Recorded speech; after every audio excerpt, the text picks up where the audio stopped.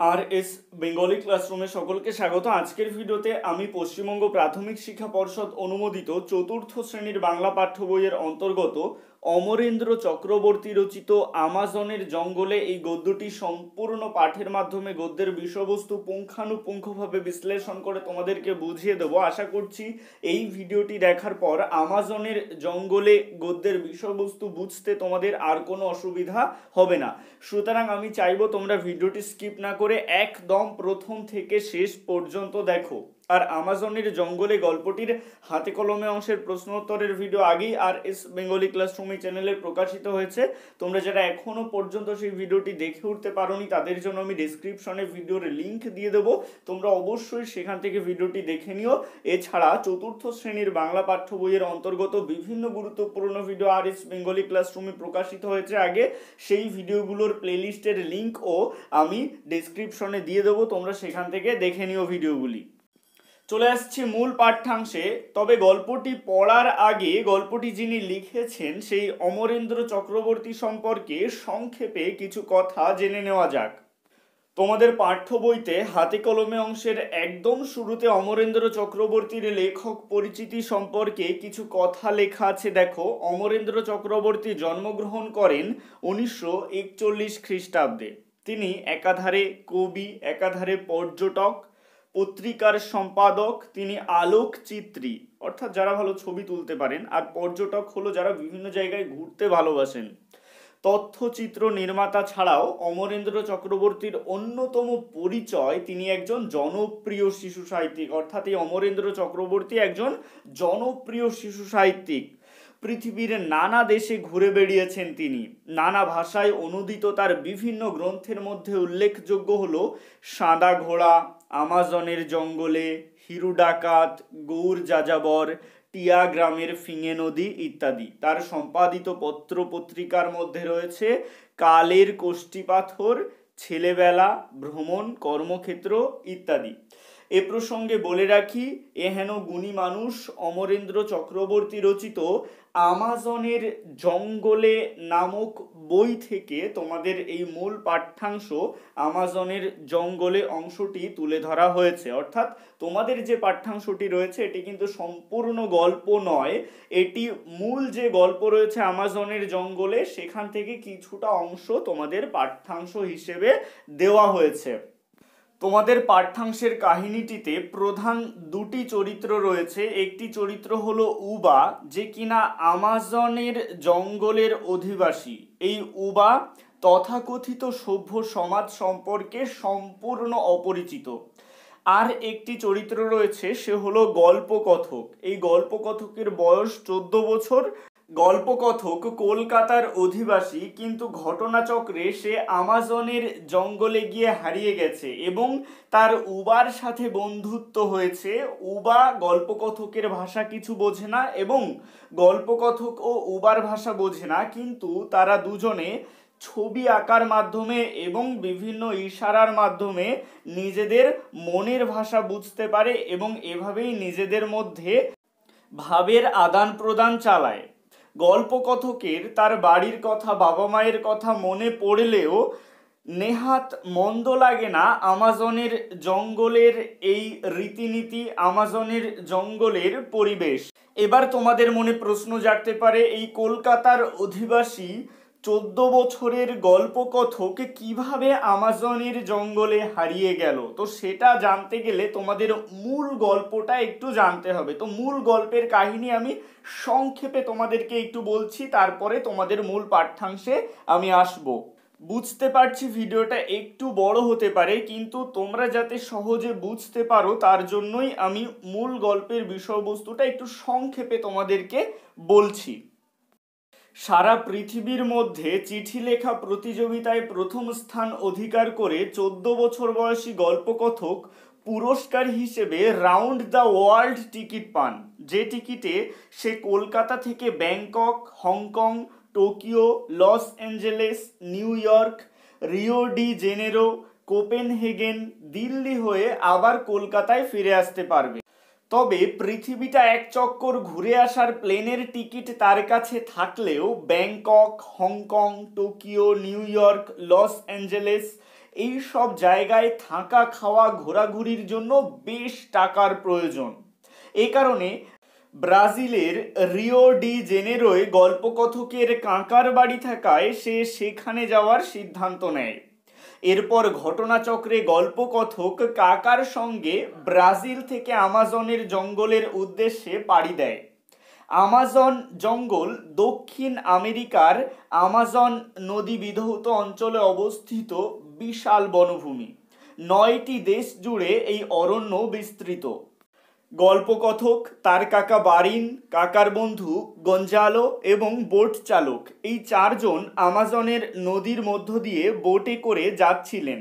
হঠাৎ নদী তীরের একটা বড় গাছ থেকে একটা হনুমান লাফ মেরে তাদের বোটের উপর পড়ে এবং কাকার কোলের মধ্যে থাকা তালাবন্ধ ব্যাগ নিয়ে জঙ্গলে পালিয়ে যায়।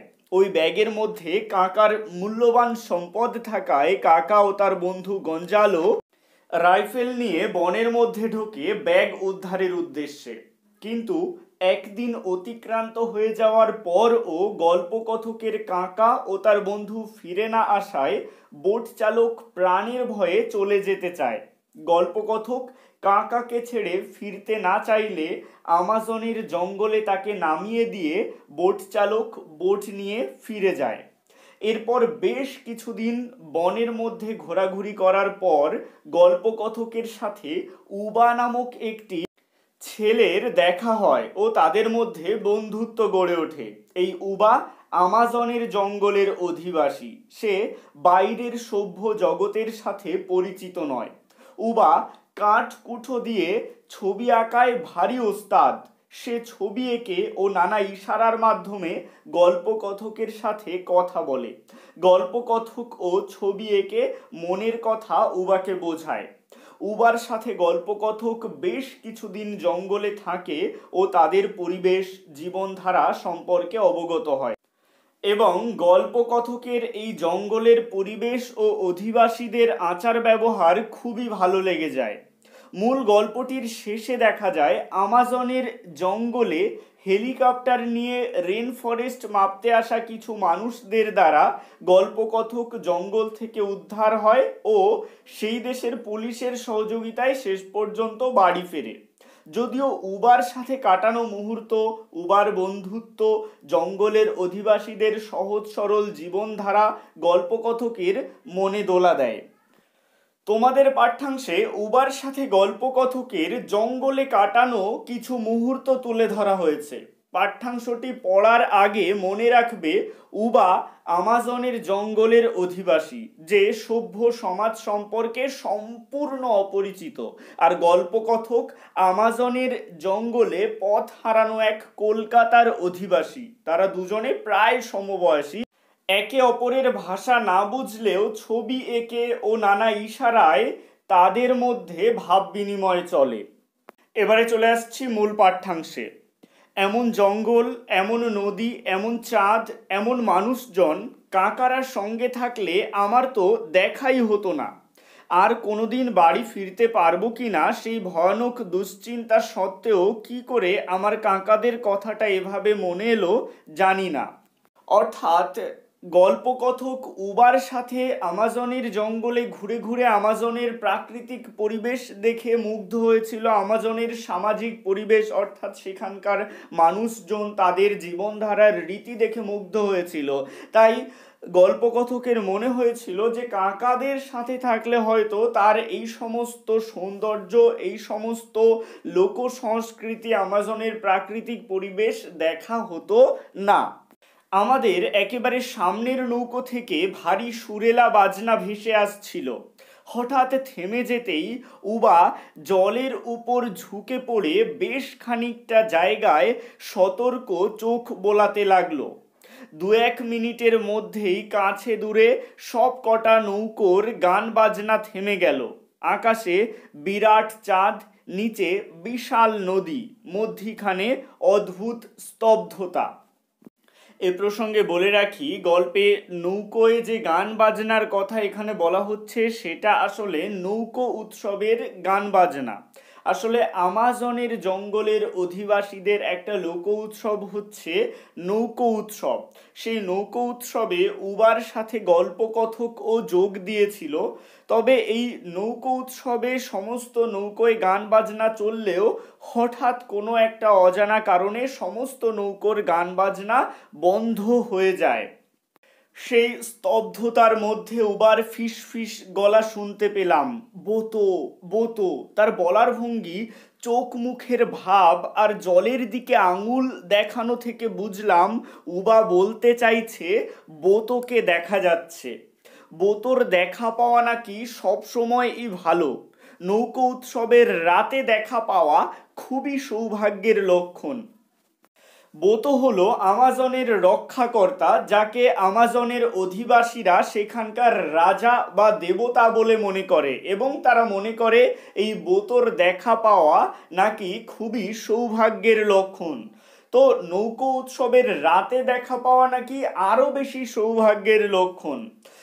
চারিদিকে গান বাজনা চলছিল নৌকোয়, কিন্তু নৌকোর গান বাজনা হঠাৎ বন্ধ হয়ে যায়। তার কারণ হলো তারা বোতোকে দেখতে পেয়েছে। এমনকি উবাও ফিসফিস করে গল্পকথককে জানায় যে সে বোতোকে দেখতে পেয়েছে। উবা আমাকে বুঝিয়ে দিল নৌকোয় নৌকোয় গান বাজনা থেমে যাওয়া মানে সকলে এতক্ষণে বোতোর দেখা পাওয়ার কথা জেনে গেছে। একটা নৌকোয় গান বাজনা থামলেই বাকিরা যারা যত আগে সেটা খেয়াল করবে তারা তত আগে তাদের নৌকোর গান বাজনা থামাবে। এভাবে কোনো একটা নৌকো থেকে বোতোর দেখা পাওয়ার 2-1 মিনিটের মধ্যেই সব নৌকোর সুখবর ছড়িয়ে যায়। তখন সকলেই গান বাজনা থামিয়ে যতটা সম্ভব নিঃশব্দে চারিদিক থেকে গোল হয়ে প্রথম নৌকোটার কাছে ফিরে আসতে থাকে।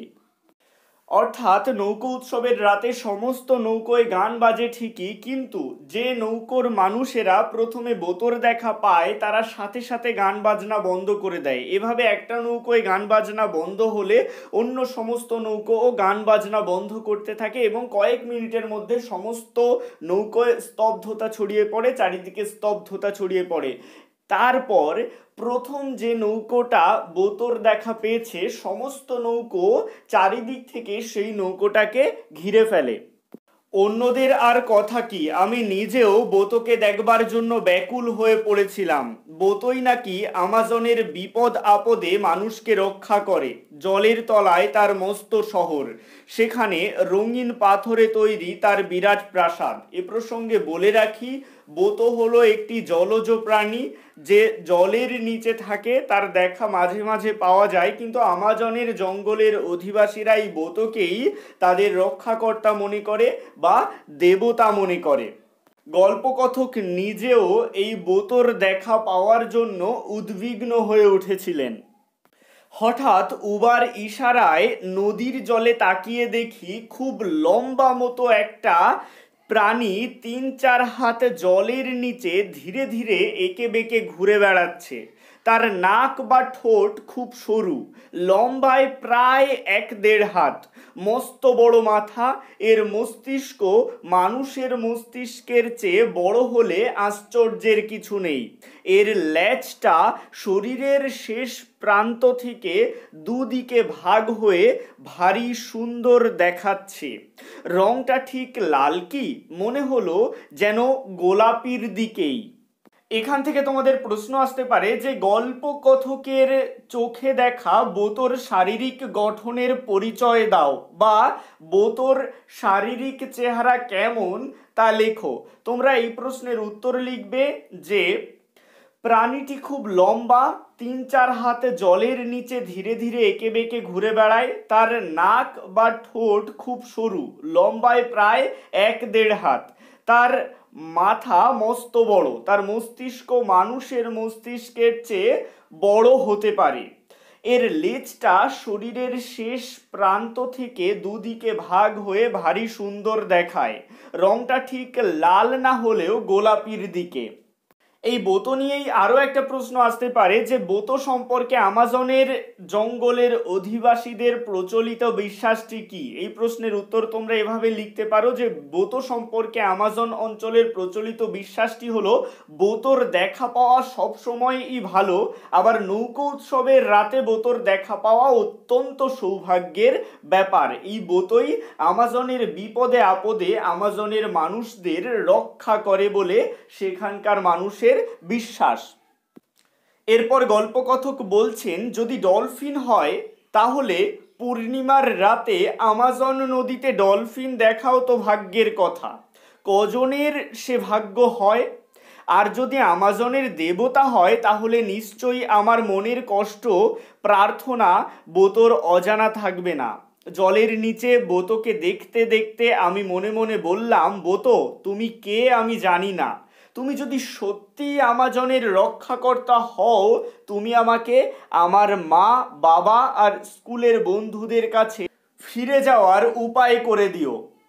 অর্থাৎ গল্পকথকের বোতো নিয়ে মনে সংশয় ছিল, তার এক সময় মনে হয়েছিল যে এটা ডলফিনও হতে পারে, তখন আবার তিনি ভাবেন যে এই এত দূরে ভারতবর্ষের কলকাতা থেকে এত দূরে আমাজনের জঙ্গলে আমাজন নদীতে এত রাতে পূর্ণিমার চাঁদের আলোয় ডলফিন দেখাও তো সৌভাগ্যের ব্যাপার, এই সৌভাগ্য কজনের জোটে। আবার তিনি এটাও ভেবেছিলেন যে এই বোতো যদি সত্যিই আমাজনের রক্ষাকর্তা হয় তাহলে বোতো অবশ্যই তার মনের কষ্ট বুঝতে পারছে, তাই তিনি বোতোর কাছে প্রার্থনা করেন যে বোতো যেন তাকে তার বাবা মায়ের কাছে তার বন্ধুদের কাছে ফিরে যাওয়ার উপায় করে দেয়। একটা ভারী আশ্চর্য ব্যাপার, চারদিক থেকে অতগুলো নৌকো একেবারে কাছে এসে ঘিরে ধরেছে, তবু বোতোর কোনো রাগ ভয় বিরক্তি নেই। সে আপন মনে আনন্দে মশগুল হয়ে খুব ধীরে ধীরে জলের মাত্র 3-4 হাত নিচে ঘুরে বেড়াচ্ছে, কখনো কখনো জলের উপরেও উঠে আসছে। সব সময়ই আনন্দে বিভোর, মনে হয় সে যেন তার মনের ভিতরের সুরে তালে ছন্দে লয়ে নেচে বেড়াচ্ছে। অর্থাৎ গল্পকথক এটা দেখে আশ্চর্য হলেন যে এতগুলো নৌকো চারদিক থেকে ঘিরে ফেলা সত্ত্বেও বোতোর কোনো রাগ ভয় বা বিরক্তি নেই, সে জলের মাত্র 3-4 হাত নিচে নিজের মনের আনন্দে ঘুরে বেড়াচ্ছে, আবার কখনো কখনো জলের উপরেও উঠে আসছে। এটা দেখে গল্পকথকের মনে হয়েছে সে যেন মনের ভিতরের সুরে তালে ছন্দে লয়ে নেচে বেড়াচ্ছে। মোট কথা তার মনে অনেক আনন্দ, তার মনে কোনো রাগ ভয় বা বিরক্তি নেই। গল্পের পরবর্তী অংশে বলা হচ্ছে জঙ্গলে ঘুরতে ঘুরতে উবা এক একদিন হঠাৎই হাঁটু গেড়ে মাটিতে বসে পড়ে, তারপর আমাকেও বসতে বলে। তার গভীর চোখ দুটি আমার দু চোখের ওপর মেলে রেখে অনেকক্ষণ ধরে কি দেখে সেই জানে। মাঝে মাঝে মনে হয় যেন আমার চোখের মধ্যে দিয়ে বহু দূরের কিছু সে দেখছে বা দেখবার চেষ্টা করছে। দেখো, উবা গল্পকথকের বন্ধু হলেও উবা কিন্তু গল্পকথকের ভাষা বুঝতো না এবং গল্পকথক ও উবার ভাষা বুঝতো না। তারা দুজনে ছবি আঁকার মাধ্যমে নিজেদের মনের ভাব প্রকাশ করত, এছাড়াও নানা ইশারার মাধ্যমে নিজেদের মনের ভাব তারা বুঝতো। এই কারণে উবা দু একদিন মাটিতে হাঁটু গেড়ে বসে গল্পকথকের চোখের দিকে তাকিয়ে যেন কিছু বুঝতে চাইতো। বেশ কিছুদিন এরকম হওয়ার পর একদিন সকালে উবা একইভাবে হাঁটু গেড়ে বসে আমার চোখে চোখ রেখে মাটির ওপর তার কাঠকুঠোর ছবি তৈরি করতে লাগলো। উবা আসলে কাঠকুঠো দিয়ে ছবি আঁকায় ভারী ওস্তাদ। সে খুব অল্প সময়ের মধ্যে অল্প কাঠকুঠো দিয়ে নানান ছবি এঁকে কথককে নিজের মনের ভাষা বা নিজের মনের ভাব বোঝাতে পারে। ছবি দেখে আমি বুঝলাম উবা আমার চোখের দৃষ্টি দেখে বুঝতে চায় আমি কে, জানতে চায় আমি কোথা থেকে এসেছি, কোন পৃথিবীর মানুষ আমি, সেই পৃথিবীটা কীরকম। অর্থাৎ উবা কাঠকুঠো দিয়ে ছবি এঁকে নিজের মনের ভাব প্রকাশ করে। উবার মনের ভাব কি? আসলে উবা গল্পকথকের থেকে জানতে চায় যে গল্পকথক কে, সে কোথায় থাকে, সে কোন পৃথিবীর মানুষ এবং সেই পৃথিবীটা কীরকম, অর্থাৎ গল্পকথক যেখানে থাকে সেই জায়গাটা ঠিক কীরকম। গল্পকথক ও ভালো ছবি আঁকতে পারতো, তাই সে মাটিতে ছবি এঁকে উবার কাছে নিজের মনের ভাব প্রকাশ করত।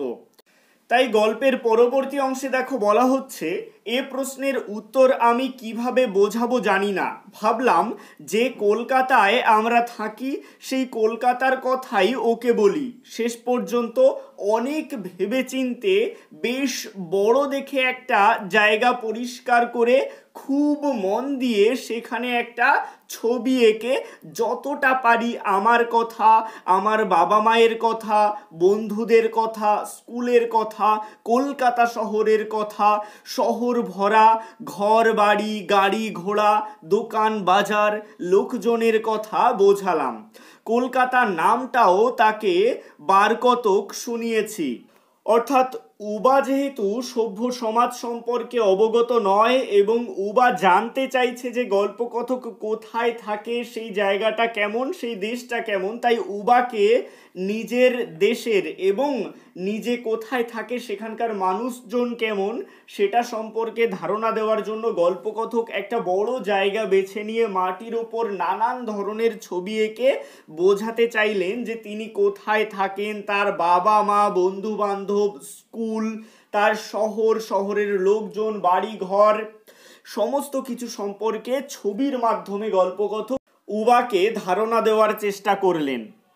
উবা ওই মস্ত বড় ছবির উপর ঝুঁকে পড়ে অনেকক্ষণ ধরে ঘাড় ঘুরিয়ে ঘুরিয়ে পুরো ছবিটা দেখেই আবার তার কাঠকুঠো সাজাতে লাগলো।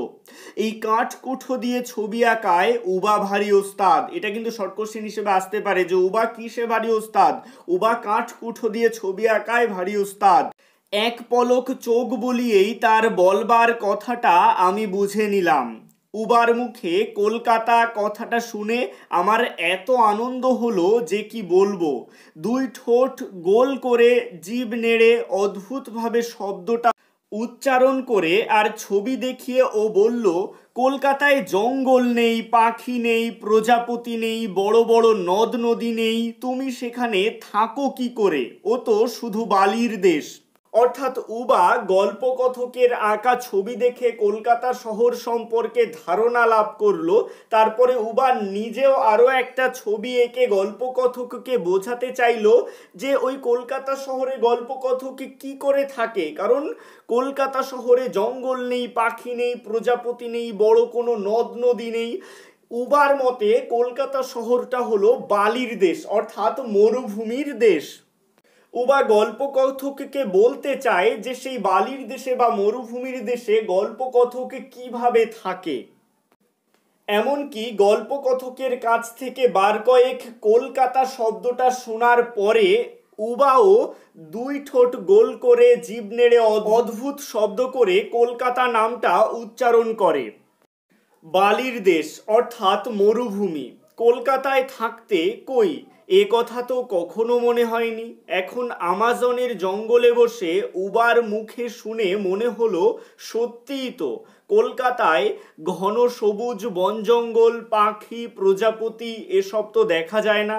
অর্থাৎ কলকাতায় থাকাকালীন গল্পকথকের কখনো এভাবে মনে হয়নি যে কলকাতা শহরে গাছপালা কম, কলকাতা শহরে পাখি কম, প্রজাপতি কম, কিন্তু আমাজনের জঙ্গলে এসে এখানে চারিদিকে এত সবুজ গাছপালা, নদ নদী, পাখি, প্রজাপতি দেখে গল্পকথকের খুব ভালো লাগছে।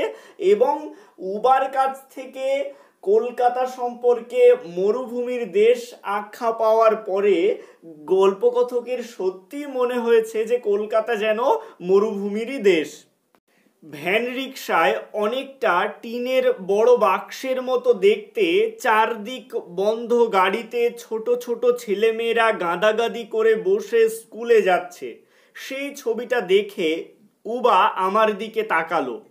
এই ছবিটার মানে সে একেবারেই বুঝতে পারেনি।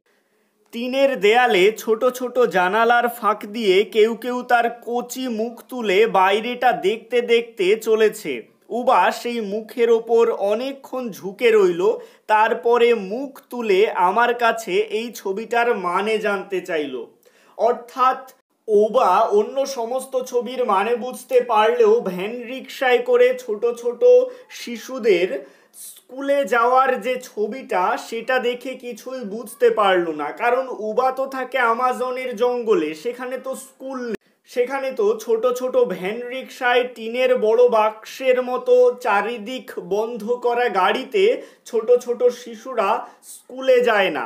তাই এই ছবিটার মানে উবা বুঝতে পারলো না এবং উবা গল্পকথকের দিকে মুখ তুলে এই ছবিটার মানে জানতে চাইল। আমাজনের জঙ্গলে স্কুল কি করে বোঝাবো? আরও কয়েকটি ছবি এঁকে যতটা সম্ভব স্কুলের বিষয়ে বললাম।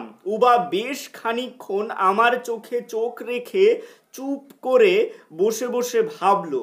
তারপর তার কাঠকুঠো দিয়ে ছবি এঁকে বলল, জঙ্গলের গাছপালা, ফুল ফল, কীট পতঙ্গের সঙ্গে না থেকে, গ্রীষ্ম বর্ষা শীত বসন্ত না দেখে কলকাতায় বসে তুমি কি করে এই জগৎটাকে জানবে?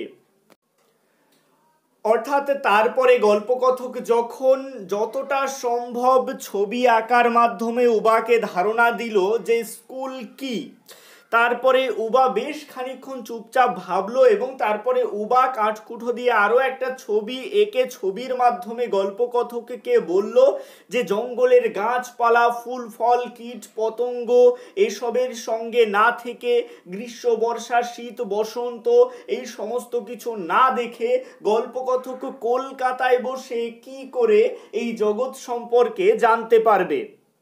এরপরেই উবা হঠাৎ আমার একটা হাত নিজের দু হাতে নিয়ে আমার দু চোখে তার সেই গভীর দু চোখের দৃষ্টি রেখে মুখে কোনো শব্দ উচ্চারণ না করে বলল, তুমি আর ওই দেশে ফিরে যেও না। অর্থাৎ উবা গল্পকথকের হাত ধরে তার চোখে চোখ রেখে যেন চোখের ভাষায় গল্পকথককে বলতে লাগলো যে ওই দেশে তুমি আর ফিরে যেও না, তুমি এই আমাজনের জঙ্গলেই থাকো, আমাদের সাথে থাকো। অর্থাৎ উবার এই আবেদনের মধ্য দিয়ে যেন লেখক ইঙ্গিত দিতে চেয়েছেন শহর বা নগরের পত্তন যেখানে ঘটেছে, যেখানে উন্নত সভ্যতা স্থাপিত হয়েছে, সেখানে ধীরে ধীরে প্রকৃতি হারিয়ে যাচ্ছে। আমাজনের জঙ্গলে যেমন গাছপালা আছে, নদী নালা আছে, পশু পাখি আছে, অজস্র প্রজাপতি কীট পতঙ্গ আছে, সেই সমস্ত কিন্তু উন্নত শহরগুলোতে নেই। সেখানে গাছপালা ধীরে ধীরে ধ্বংসপ্রাপ্ত হচ্ছে, সেখানে গাছপালার অভাবে পাখি কমে যাচ্ছে, প্রজাপতি কমে যাচ্ছে, এই সমস্ত কিছুই সমৃদ্ধ হয়ে রয়েছে আমাজনের জঙ্গলে। এ কারণেই গল্পকথককে উবা কলকাতায় ফিরে না যাওয়ার আবেদন করেছে। এটাই ছিল আমাজনের জঙ্গলে গল্পটি। সম্পূর্ণ পাঠের মাধ্যমে গল্পের বিষয়বস্তু বিশ্লেষণের ভিডিওটি কেমন লাগলো অবশ্যই কমেন্টের মাধ্যমে জানিও। ভালো লাগলে লাইক করো এবং একই ক্লাসের বন্ধুদের সাথে ভিডিওটি শেয়ার করতে ভুলো না। আর তোমাদের যদি নির্দিষ্ট কোনো টপিকের ওপর ভিডিও দরকার হয় অবশ্যই আমাকে কমেন্ট বক্সে জানাতে পারো। সবশেষে একটাই রিকোয়েস্ট, এখনও পর্যন্ত যারা আমার চ্যানেলটিকে সাবস্ক্রাইব করে উঠতে পারেনি তারা অবশ্যই RS বেঙ্গলি ক্লাসরুম এই চ্যানেলটিকে সাবস্ক্রাইব করুন আর পাশে থাকা বেল আইকনটিকে প্রেস করুন নতুন ভিডিওর আপডেট সবার আগে পেতে।